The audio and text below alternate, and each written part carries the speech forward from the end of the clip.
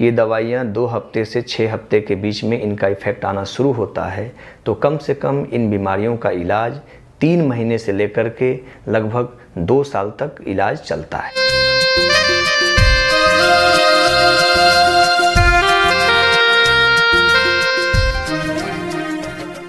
मैं doctor Pradeep Chaurasia, consultant neuropsychiatrist, Gangotri hospital Varanasi. आइए आज हम लोग बात करते हैं जिनको साइकेट्रिक इलनेस की दवाइयाँ चल रही हैं, न्यूरोलॉजिकल बीमारी की दवाइयाँ चल रही हैं, वो दवाइयाँ कब तक चलेंगी, उन दवाइयों का क्या इफ़ेक्ट है, उन दवाइयों का क्या साइड इफ़ेक्ट है।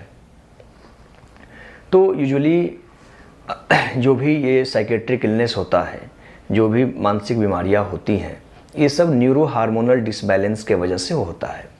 अपने ब्रेन में जो न्यूरोकेमिकल्स हैं like dopamine, serotonin, norepinephrine, acetylcholine, इनके लेवल के डिसबैलेंस होने के वजह से होता है।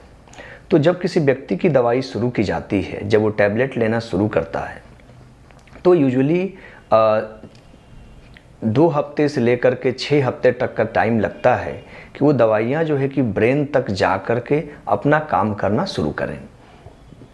क्योंकि ये मानसिक बीमारी है, मेंटल इलनेस है, इसमें ब्रेन का इन्वॉल्वमेंट होता है, तो जाहिर सी बात है कि इसमें जो दवाइयाँ होती हैं वो ब्रेन पर ही जाके काम करती हैं। जब ये दवाइयाँ ब्रेन पे काम करेंगी तो इसके कुछ साइड इफ़ेक्ट होंगे जो ब्रेन से ही रिलेटेड होंगे।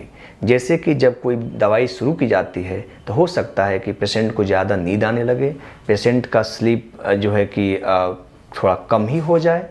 तो अगर जो है कि नींद ज़्यादा आना या नींद कम आना ऐसे दवाइयों की वजह से हो रहा है, तो कुछ पेशेंट इसको जल्दीबाजी करके दवाइयाँ अपनी बंद कर देते हैं और दवाइयाँ बंद करके अपनी बीमारी बढ़ा लेते हैं। तो उन मरीज को, उन लोगों को तुरंत अपने डॉक्टर से कंसल्ट करना चाहिए कि डॉक्टर साहब आपकी ये दवाई चल रही थी, इससे नींद ज़्यादा आ रहा है।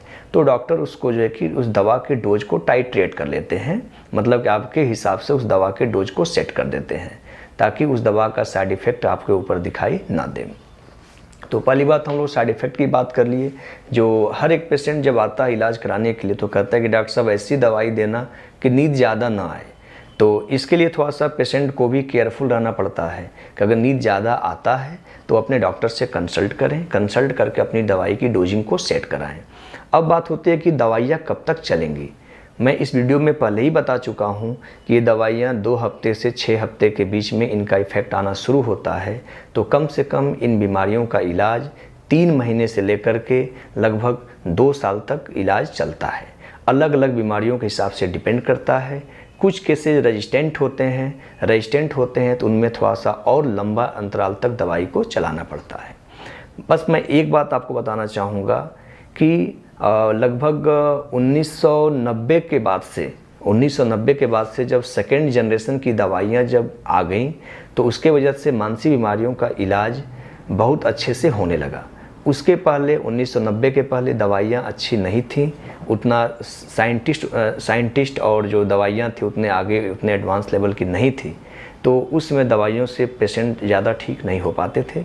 लेकिन आजकल जो दवाइयाँ आती हैं वो काफ़ी सेफ़ रहती हैं और उनके साइड इफ़ेक्ट प्रोफाइल भी कम होता है। और एक स्टडी किया गया, स्टडी में पाया गया कि अगर कोई व्यक्ति अपने लाइफ में साइकेट्रिक इलनेस से ग्रसित था और उसने जो है कि लाइफ में 3 साल 4 साल दवाई खाया और एक व्यक्ति अपने लाइफ में बिल्कुल ही कभी कोई साइकेट्री की दवाई नहीं खाया, तो इन दोनों के ब्रेन पे क्या इफ़ेक्ट पड़ा।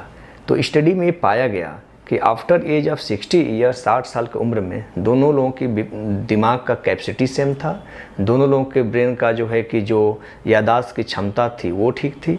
तो इसका मतलब ये निष्कर्ष ये निकलता है कि जो है कि मानसिक बीमारियां जो है कि आपको किसी अलग प्रकार की बीमारियां नहीं पकड़ाती हैं, बल्कि आपके ब्रेन को और वो हेल्दी कर देती हैं। जैसे कि अगर आपके पैर में कमजोरी है, अगर आपके हड्डी में कमजोरी है तो आप कैल्शियम लेते हैं। तो अगर आपको कोई मेंटल इलनेस है, न्यूरोट्रांसमीटर का डिसबैलेंस है, तो जब आप दवाई खाएंगे तो डिसबैलेंस ठीक होगा और आपकी बीमारी ठीक होगी। तो उम्मीद करता हूँ कि इस वीडियो के माध्यम से मैं आप सभी लोगों को साइकेट्रिक इलनेस की जो साइड इफ़ेक्ट थी, जो उन बीमारियों के इलाज का जो साइड इफ़ेक्ट था और ड्यूरेशन की बात थी कि इलाज कब तक चलेगा, उसके बारे में कुछ पॉइंट्स बताया हूँ, आप लोग समझे होंगे।